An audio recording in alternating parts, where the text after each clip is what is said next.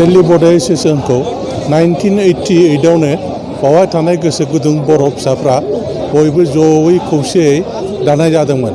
बेनि उनावहाय बे अर्गानाइजेशनखौ 1992आव दिल्ली गभर्नमेन्टनि आन्डाराव रेजिस्टार खालामनाय जायो।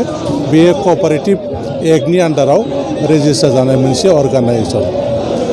दिल्ली बर्ड एसोसिएशनखौ दानायनि गाहाय उद्देश्यआनो जादों बावहाय थाफानाय बर'फोरखौ खौसेयाव लाखिनानै बावहाय थानाय जेसेबां बर'फोर बिसोरनि हारिमुखौ लाखिनाय, राव बर' गथ'फोरखौ बर' राव सोलोंहोनाय, बे गाहाय उद्देश्यखौ लानानै आरो गावजों गाव मोनथिलायनो थाखाय बे उद्देश्यखौ लानानै बे आफादखौ दानाय जादोंमोन।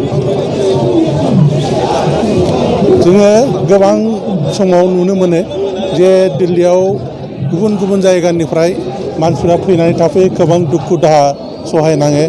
सोरबा सोरनिबा न'आव खामानि मावनानै थाफैयो, फेक्टरिफ्राव खामानि मावनानै थाफैयो, लोमजायो साजायो, दुखु मोनो, एक्सिडेन्टफोर जायो आरो गोबां मानसिफ्रा बाहेरानिफ्राय फैनानै बेवहाय माने गाज्रि खामानियाव नांथाबनानै थाफैयो। बेफोरबायदिखौ जोङो जेब्लाबो नोजोर होयो आरो जेब्लानो जोंनि गोनां नांगौ जानानै फैयो, मदद नांगौ जानानै फैयो, अब्ला जोङो जोंनि माहारिनि मानसिफोरखौ जोङो मदद खालामनो आवगायबोयो। जोंहा बाहाय गोबां समनिफ्राय जोङो नाजाबोदोंमोन अफिस लानो थाखाय, नाथाय मोनाखै। जोंनि रेजिस्टार अफिसा जोंहा दङ सासे जोंनि बर' मानसिनि न'आवनो जोङो बानायनानै लादों।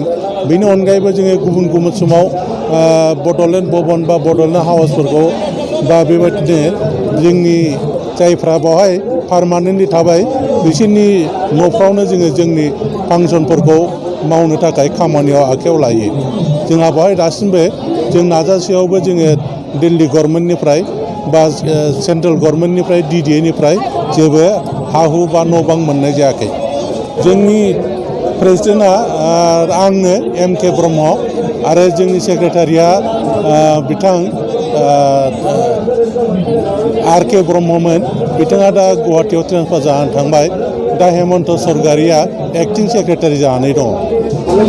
जोबनायाव आङो बर' रायजो राजाखौ खावलायनो लुगैदों जे नोंथांमोनहा बेवहाय जेरैबायदि सम सम फैनानै जोंनि हारिनि गोनां डिमान्डफोरखौ सरकारनि सिगाङाव खोनासंहोनो फैयो, बेवहाय जोङो गोबां मदद होनांगौ जानानै फैयो। बेवहाय बयबो फैलायलायनानै मदद होनो थाखाय आङो खावलायनाय जाबाय।